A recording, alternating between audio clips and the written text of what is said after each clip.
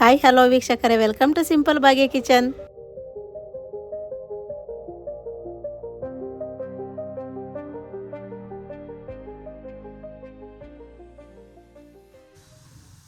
ಇವತ್ತು ನಾನು ಹೆಸರು ಕಾಳು ಮತ್ತು ಶೇಂಗಾ ಬೀಜ ಬದನೆಕಾಯಿ ಸೀಮೆ ಬದನೆಕಾಯಿ ತೊಗೊಂಡು ಒಂದೊಳ್ಳೆ ಸಾಂಬಾರು ಹೇಗೆ ಮಾಡೋದಂತ ತೋರಿಸ್ತೀನಿ, ನೋಡೋಣ ಬನ್ನಿ.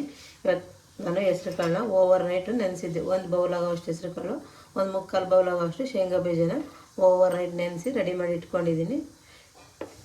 ಈಗ ಸೀಮೆ ಬದನೆಕಾಯಿನ ಮೇಲ್ಗಡೆ ಸಿಪ್ಪೆ ಎಲ್ಲ ತೆಗಿಬೇಕು. ಇದೇ ರೀತಿ ಇಲ್ಲೆಲ್ಲ ಸಿಪ್ಪೆನ ತೆಗೆದು ಸಣ್ಣ ಸಣ್ಣದಾಗಿ ಹಚ್ಕೊಂಡು ನಮ್ಗೆ ಯಾವ ಸೈಜ್ ಬೇಕೋ ಆ ಸೈಜ ಸೀಮೆ ಬದನೆಕಾಯಿನ ಹಚ್ಕೊಂಡು ಬರಬೇಕು. ತುಂಬ ಚೆನ್ನಾಗಿರ್ತೈತಿ. ಸಾಂಬಾರು ಮಾಡ್ಕೊಂಡು ತಿಂತಾಯಿದ್ರೆ ತಿನ್ನಬೇಕು ಅನ್ನಿಸ್ತೈತಿ. ಹಚ್ಚಿರುವಂಥ ನೋಡಿ ಸೀಮೆ ಬದನೆಕಾಯಿ ಎಲ್ಲನ ರೆಡಿಯಾಗಿದೆ. ಇಷ್ಟು ಸಣ್ಣ ಸಣ್ಣದಾಗಿ ಒಳಗಡೆ ಇಲ್ಲಿ ಒಂದು ಕಿಲ್ ಥರ ಇರುತ್ತೆ, ಕಿಲ್ಲೆಲ್ಲ ತೆಗೆದುಬಿಟ್ಟು ನೀಟಾಗಿ ಹಚ್ಕೋಬೇಕು. ಹಚ್ಚಿರೋದು ರೆಡಿಯಾಗಿದೆ. ಈಗ ನಾನು ಇದನ್ನು ಒಂದು ಕುಕ್ಕರ್ಗೆ ಹಾಕ್ತಾಯಿದ್ದೀನಿ. ಇದ್ರ ಜೊತೆನೇ ನಾನು ಶೇಂಗಾ ಬೀಜ ಮತ್ತು ಹೆಸರು ಕಾಳು ಏನು ನೆನೆಸಿಟ್ಟಿದ್ನ ಹೆಸರು ಕಾಳು ಮತ್ತು ಶೇಂಗಾ ಬೀಜನ ಅದು ಹಾಕ್ತಾಯಿದ್ದೀನಿ. ಒಂದು ಬೌಲ್ ಆಗೋಷ್ಟು ಶೇಂಗಾ ಬೀಜ ಮತ್ತು ಹೆಸರು ಕಾಳು ನೋಡಿ, ಈ ಬೌಲಲ್ಲಿ ಒಂದು ಬೌಲ್ ಆಗೋಷ್ಟು ನೆನೆಸಿಟ್ಟಿದ್ದೆ ಆ ಕಾಳು ಹಾಕ್ತಾಯಿದ್ದೀನಿ. ಹಾಗೆ ನಮಗೆ ಸಾಂಬಾರಿಗೆ ಎಷ್ಟು ನೀರು ಬೇಕೋ ಅಷ್ಟು ನೀರು ಹಾಕೋಣ. ಇಷ್ಟನ್ನು ಹಾಕಿಬಿಟ್ಟು ಒಂದು ಕೂಗಿಸ್ಕೊಂಡು ಬರೋಣ.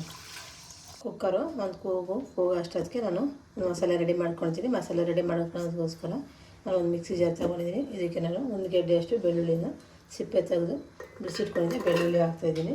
ಒಂದು ಈರುಳ್ಳಿನ ಸ್ಲೈಸಾಗಿ ಹಚ್ಚಿಟ್ಕೊಂಡಿದ್ದೆ ಒಂದು ಈರುಳ್ಳಿ ಹಾಕ್ತಾಯಿದ್ದೀನಿ.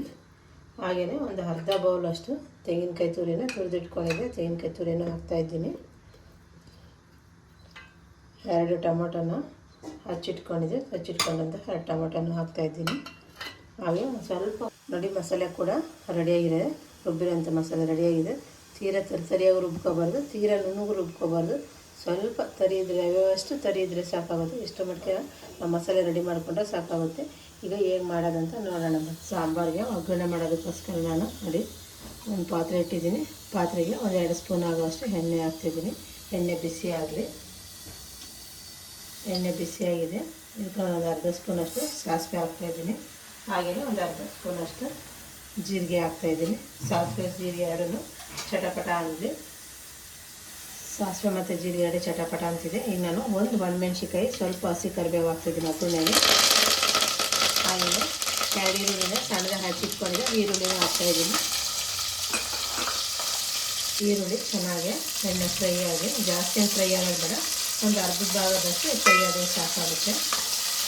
ಈರುಳ್ಳಿ ಎಲ್ಲ ಫ್ರೈ ಆಗಿದೆ. ಒಂದು ಚಿಟಿಕೆ ಅರಿಶಿನ ಹಾಕೋಣ. ಈಗ ಒಗ್ಗರಣೆ ಹಾಕ್ತೇವೆ, ಜಾಸ್ತಿ ಬೇಡ, ಒಂದು ಚಿಟಿಕೆ ಹಾಕಿದರೆ ಸಾಕಾಗುತ್ತೆ. ಹಾಗೆ ಸ್ವಲ್ಪನ ಹಿಂಗು ಜೀರ್ಣಶಕ್ತಿ ಒಳ್ಳೆ ತುಂಬ ಚೆನ್ನಾಗಿರ್ತೈತೆ. ಅದು ಸೀಮೆ ಬದನೆಕಾಯಿ ಸಾಂಬಾರು ಹಿಂಗೆ ಹಾಕಿರೋದು ಇನ್ನೂ ಟೇಸ್ಟ್ ಮಸ್ತ್ ಇರುತ್ತೆ. ಹಾಗಾಗಿ ಸ್ವಲ್ಪ 1 ಸ್ಪೂನಷ್ಟು ಹಿಂಗೆ ಹಾಕಿದ್ದೀನಿ ನಾನು. ಹಿಂಗೆ ಹಾಕಿದ್ಮೇಲೆ ಒಂದ್ಸರಿ ಎಲ್ಲ ಮಿಕ್ಸ್ ಮಾಡೋದು. ಈಗ ನಾನು ಖಾರಕ್ಕೆ ಎಷ್ಟು ಬೇಕಷ್ಟು ಖಾರದ ಪುಡಿ ಹಾಕ್ತಾಯಿದ್ದೀನಿ. ನೀವು ಸಾಂಬಾರು ನೋಡ್ಕೊಂಡು ಖಾರದ ಪುಡಿ ಹಾಕ್ಕೊಳ್ಳಿ. ನಾನು ಇವತ್ತು ಎಷ್ಟು ಬೇಕಷ್ಟು ಖಾರದ ಪುಡಿ ಹಾಕ್ತಾಯಿದ್ದೀನಿ. ಹಾಗೆಯೇ ಧನಿಯಾ ಪುಡಿ ಹಾಕೋಣ. ಧನಿಯಾ ಪುಡಿ ನಾನು 2 ಸ್ಪೂನಷ್ಟು ಧನಿಯಾ ಪುಡಿ ಹಾಕ್ತಾಯಿದ್ದೀನಿ. ಇವತ್ತು ಚಿಕ್ಕ ಸ್ಪೂನಲ್ಲಿ 2 ಸ್ಪೂನಷ್ಟು ಧನಿಯಾ ಪುಡಿ ಹಾಕ್ತೀವಿ.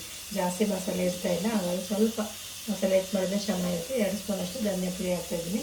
2 ಚೆನ್ನಾಗಿ ಎಣ್ಣೆಗೆ ಫ್ರೈ ಆಗಿ. ಇದು ಕಲರೂ ಡಿಫ್ರೆಂಟಾಗಿ ಬರ್ತದೆ. ಇರೋ ಎಣ್ಣೆ ಫ್ರೈ ಮಾಡಿಕೊಂಡ್ರೆ ಟೇಸ್ಟು ಡಿಫ್ರೆಂಟಾಗಿರುತ್ತೆ. ಹಾಗಾಗಿ ರುಬ್ಬೋದಕ್ಕೆ ಧನಿಯಾ ಪುಡಿ ಮತ್ತು ಖಾರದ ಪುಡಿ ಹಾಕಿಲ್ಲ, ಹಾಗೆ ಡೈರೆಕ್ಟಾಗಿ ಎಣ್ಣೆಗೆ ಹಾಕಿ ಫ್ರೈ ಮಾಡ್ಕೊಳ್ಳೋಣ. ಎಣ್ಣೆಗೆ ಚೆನ್ನಾಗೆಲ್ಲ ಫ್ರೈ ಆಗಿದೆ. ಈಗ ನಾನು ಏನು ರುಬ್ಬಿಟ್ಕೊಂಡಿದ್ದೆಲ್ಲ ಮಸಾಲೆನ ಆ ಮಸಾಲೆ ಹಾಕ್ತಾಯಿದ್ದೀನಿ. ಮಸಾಲೆ ಹಾಕಿ ಒಂದ್ಸರಿ ಎಲ್ಲ ಚೆನ್ನಾಗಿ ಮಿಕ್ಸ್ ಮಾಡೋಣ.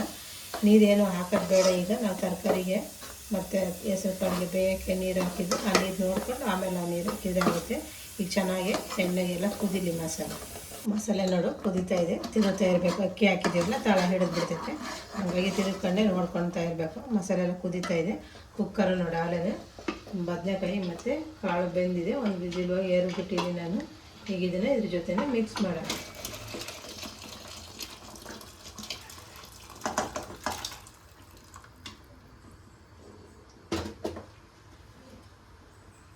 ನಾವೇನು ಕಾಳು ಮತ್ತು ಬದನೆಕಾಯಿ ಬೇಯಕ್ಕೆ ಇಟ್ಟಿದ್ವಲ್ಲ ಅದನ್ನೀಗ ಎಲ್ಲನೂ ಸಾಂಬಾರು ಜೊತೆ ಮಿಕ್ಸ್ ಮಾಡಿ ನೋಡಿ. ಎಲ್ಲ ಮಿಕ್ಸ್ ಮಾಡಿದ್ದಾಗಿದೆ.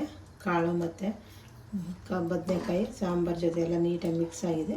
ಇದೇನು ಜಾಸ್ತಿ ಹೊತ್ತು ಕುದಿಯೋದು ಬೇಕಾಗಿಲ್ಲ, ಯಾಕಂದರೆ ಎಲ್ಲ ಬೆಂದಿದೆ ಮತ್ತು ಮಸಾಲೆನೂ ಎಣ್ಣೆ ಚೆನ್ನಾಗೆಲ್ಲ ಕುದ್ದಿದೆ.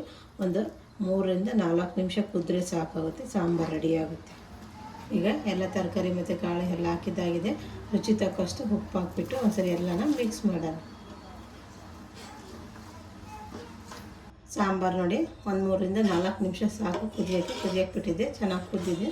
ಸಾಂಬಾರು ರೆಡಿಯಾಗಿದೆ. ಇವತ್ತು ನಾನು ಮಾಡಿದಂಥ ಸಾಂಬಾರು ಮುದ್ದೆ ಜೊತೆ, ಅನ್ನದ ಜೊತೆ ಮತ್ತು ಚಪಾತಿ, ಪೂರಿ ನೀವು ಯಾವುದಕ್ಕಾದ್ರೂ ಸರ್ವ್ ಮಾಡ್ಕೋಬೋದು, ತುಂಬ ಚೆನ್ನಾಗಿರುತ್ತೆ.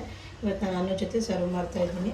ನೋಡೋದಲ್ಲ ವೀಕ್ಷಕರೇ, ಯಾವ ರೀತಿ ನಾನು ಸಿಂಪಲ್ಲಾಗಿ ಕಾಳು ಮತ್ತು ಸೀಮೆ ಬದನೆಕಾಯಿ ಬಳಸಿ ಸಾಂಪ್ರದಾಯಿಕವಾದಂಥ ಸಾಂಬಾರು ಮಾಡಿದೆ ಅಂತ ನಿಮಗೂ ಇಷ್ಟ ಆಗುತ್ತೆ ಅಂದ್ಕೊಳ್ತೀನಿ. ಇಷ್ಟ ಆದರೆ ಲೈಕ್ ಮಾಡಿ, ಶೇರ್ ಮಾಡಿ, ಹಾಗೆ ನಮ್ಮ ಚಾನಲ್ನ ಸಬ್ಸ್ಕ್ರೈಬ್ ಮಾಡಿ. ಪಕ್ಕದಲ್ಲಿರುವ ಬೆಲ್ ಐಕನ್ ಬಟನ್ನ ಕ್ಲಿಕ್ ಮಾಡಿ, ಹಾಲ್ ಅಂತ ಸೆಲೆಕ್ಟ್ ಮಾಡಿ.